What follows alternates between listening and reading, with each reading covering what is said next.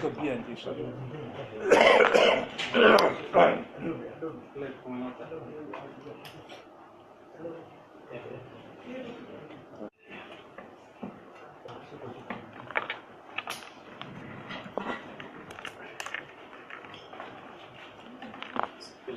Ya sudah sih. Terus kalian mau saya lihat kesana sampai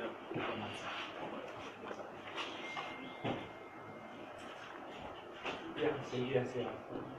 Ya,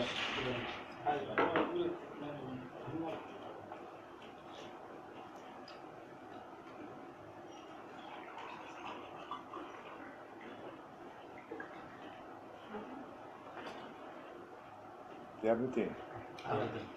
بسم الله الرحمن الرحيم الحمد لله رب العالمين والصلاة والسلام على النبي صلى الله عليه وسلم وعلى آله وصحبه وسلم تسليما صلوات الله وسلامه على الأنبياء والمرسلين وعباد الله الصالحين أجمعين ومن تبعهم بإحسان إلى يوم الدين اللهم اجعلنا منهم يا رب العالمين السلام عليكم ورحمة الله وبركاته وحن سلام يا لمان حجبان نذا قلها شعبك حجبان نذا أغل كسره لمان شعبك الصوماليات وله علماء الدين يا لمان قيبها أرود البلشة كلا الدون وأنا السلام يا سلام كبعدين وحى غرتك جمان تقولي هاي وحى دستور كأنه وحو قضاء بقدر كيس السوداني اللغات إن مواطن كاستبع مقفل وحق إليه هاي إنه معلومات كدولة أي هيسو إنه حلو سي أرنت أو مرتا شعب جود إيه أرمها مامو كود السياسيات أي ولا السودان عدالتنا اللوجا أناكو تربورتا قلها شعبك حلبان قلها شعبك waxa ay muddo ka shaqeynayeen inay mar walba ka fogaadaan fawdo iyo buuq inay ka fogaadaan ayaa aan aad ugu dadaalaynay waxaan soo ogolaanay dhammaan waxyaabihii suurtagal ah oo looga fogaan karo qalalaaso iyo khilaafaadkan marta lagu xalinayo marta khilaafaadku wixii lagu xalinayo aan soo dhaweyno wixii marta fawdo keenayaan aan ka fogaano dhammaan wixii loo soo jeediyay oo xal u abaarnaana aan ogolaanay tii ugu dambeysay uu ahaa guddiga aqalka sare qodobadii uu soo jeediyay oo qaarkood ahaa habraac qaarkood ahaa marta xallin qaarkoodna ahaa odaytanimo iyo dhaqankii Soomaaliyeed oo wax lagu dhexdhexaadinayay dhammaan waa tirabuurta xildhibaanada way ogolaadeen hase yeeshee garabka kala mar walba diidayay oo tiro gaaban oo xukuumadda dabada ay ka wado ay soo riixayso saadaradeed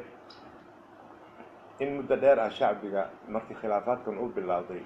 shacbiga culamaa diinkiisa iyo dhammaan ururada bulshada qaybeeda kala duwan waxay mar badan ku dhawaaqayeen in madaxweynaha jamhuuriyadda federaalka Soomaaliya oo arintani soo dhaxgalo oo xal u raadiyo khilaafaadka jira looguna yeerayo ma aha axsan loogu yeerayo waxa ahayd inuu guto xilkiisa dastuuriga ah oo ah ilaaliyaha dastuurka iyo waxyaabaha la isku haysto arinta la isku haysto maadaama ay tahay arin dastuuri ah iyo sharci ay tahay inuu soo dhaxgalo dhexdhexaadiyo ayaa loogu yeerayay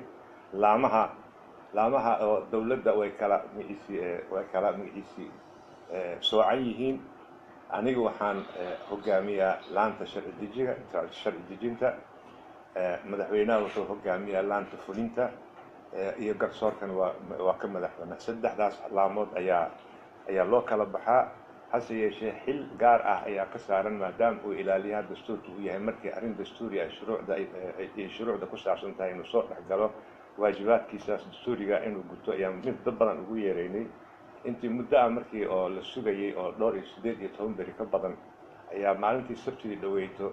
ayaa markii aan wada hadal yeelanay aniga oo ay la joogaan labadayda ku xigeen ee golaha shacabka ayaa waxaan ku heshiinay in shirkaas sabtidii la soo dhaafay la qaban lahaa la joojiyo si fawdo iyo kala tag iyo magiciis iyo buuq looga daayo ayay ahayd waxaan ku heshiinay muddo 10 beri ah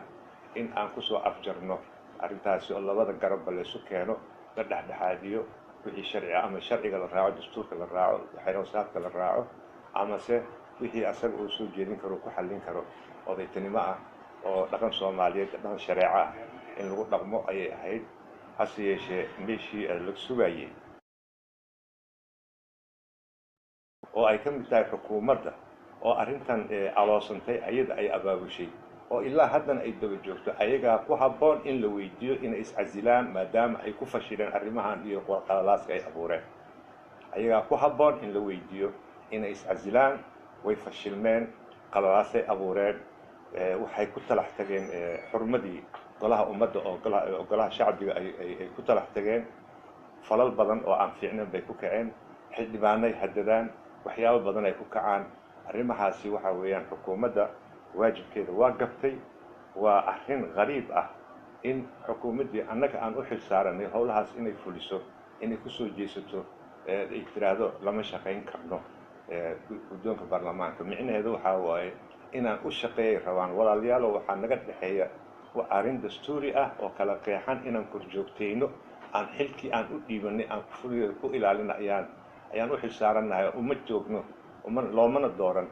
in annaga aan ayaga u shaqayno wada shaqayn waa naga dhexaysaa xilkayna waa xil dastuuri ah labadeen noo kala soocan marka arrintaasi aad baa layga gardaran yahay aniga in lay weydiiyo inaan iscasilo isku casili maayo sharci baan ku imid sharcigaan ku baxaa haddii loo baahdo sanduuq waa diideen mooshinay keeneen sanduuq waa diideen sharci waa diideen fawdaan samaynaynaa arrintaasi ummadda soomaaliyeed ma qabato shacbiga soomaaliyeedna nooma dooran waxaan u taagannahay in sharciga iyo dastuurka iyo shareecada iyo maqaasiidka shareecada inay guulaysato in lagu dhaqmo ayaan usoo taagannahay si qaanuuni ah oo markaa oo sharciga waafaqsan in loo magiciisiiyo ayadoo taasi ay jirto ayaa haddana waxaa muuqata in markaa isku dayidii ama isku keenidii la doonayay inuu madaxweynaha labada garab isku keeno oo wada hadalsiiyo ma ayna dhicin mar walba waxay joogtaa tugaariyo iscasil arrintaasna ma qabato waa meel ka dhac ihaano weeyaan waxaan yeelaynana ma aha hadda sida muuqata waxaa madaxweynaha shir berita la qabanayo oo lasoo fasaxay inuu isaga soo fasaxay oo fawdadii iyo rabshadii iyo qalalaasihii meeshii laga sii wada inuu soo fasaxay baa cad saa daraaddeed waxaan ummadda soomaaliyeed u caddaynaya in arrintaas wixii cawaaqib ah ka yimaado ama dhibaato ka timaado ama dhibkii dhaca wax annaga aan mas-uul ka nahay ma aha waxaa toos mas-uuliyaddaas u qaadaya madaxweynaha jamhuuriyadda soomaaliyeed ayaa loo haysta marka saa daraaddeed waxaan dhammaan culimaa diinka iyo ururada bulshada iyo shacbiga oo dhan aan ka codsanayaa in lala hadlo madaxweynaha oo dhinac jirka iyo xag jirka iska dhaafo dhexdhexaad ka noqdo waajibkiisa dastuuriga ah inuu guto waajibkiisa dastuuriga ah ha guto ma aha wax laga baryayo waa waajib u saaran dastuurka qodobkii 87 waa ilaaliyaha dastuurka in lagu dhaqmo dastuurka iyo in lagu dhaqmo sharciga noo degsan in la ilaaliyo xeer hoosaadka si daahfuran arrimaha oo dhan looga shaqeeyo waa waajib saaran mabaadi'daasi guud ilaalinteesi asagaa laga rabaa waxaan codsanayaa dhammaan shacbiga soomaaliyeed inay arrintaasi ka warqabaan annaga wax mas-uuliyad aan qaadayn aynasi jirin intaasaan rabay inaan idinla wadaago waana xaq dastuuri aada lahaydeen shacbiyo iyo muwaadin kastoo iyo xildhibaanow in arrintaasi aada la socoto arrin yar aan rabo inaan kala dardaarmo xildhibaanada markii duruufaha noocan oo kale mashaakilka noocan oo kale ay dhacaan waxaa soo baxa shaksiyadda xildhibaanka shaksiyadda siyaasiga xildhibaankaa soo baxaya noocee buu yahay siyaasigaas waa markii oo adiga aada ra-sumaalkaaga siyaasiga ama yani muflis aada noqonayso ama ra-sumaalkaaga siyaasiga u dhismayo is-ilaali xildhibaan is-ilaali saxiix aada wax saxiixayso wuxuu ka dhigmaa 52,000 oo muwaadin ayuu ka dhigmaa ha cuslaado saxiixaaga ha cuslaado codkaaga ka fiirso marka aada hadlayso waxaad wakiil ka tahay oad matashaa 55,000 oo muwaadin ka badan baad matashaa marka saa daraaddeed muflis ha iska dhigin oo siyaasi ah dhiso dhalinyara u badantihiin kulligiina oo garmadow ah dhiso shaksiyadaada siyaasiga ah mustaqbal baad leedahay marka ka fiirso arrimahaaga badbaadso barlamaankaaga annagu inuu jiro golahaas shacbiga ayaan u joognaa golaha shacbigoo la weerarana wuxuu la mid yahay shacbigoo la weeraray saa daraaddeed waxaan uga digayaa xukuumadda arrimahaas inay ka joogsato abaabul baa socdaa isoo gaartay in berito ay rabaan ku kacaan abaabulkaasi oo marka cunfiga ama gacan ka hadalka ah ha la joojiyo yaysan dhicin arrintaasi iyo marka rabshi iyo qalabaaskaasi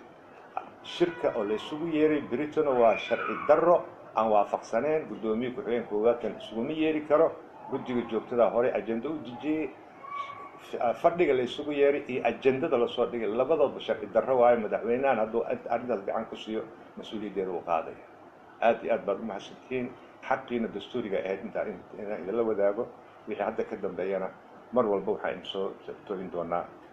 wixii magaciisa 10 maalmood lagu ballamayna weli 5 beri ayaa ka soo tagtay 5 beri kala dhiman waxa hadda loo fasaxay ma garanayo weli la isku madayin dhexdhexaadin la isku madayin in la isku keeno labada garab inta annaka waxaan dadaalayna in marka labada dhinac la isku keeno khilaaf ayadoo jira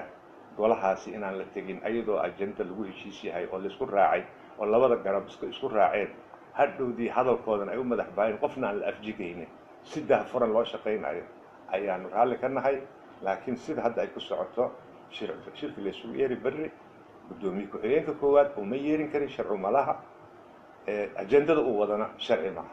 labadaba waa sharci darro cid alle ciddii garab ku siisana waa dambiile aad iyo aad baad u mahadsantihiin assalaamu calaykum waraxmatullahi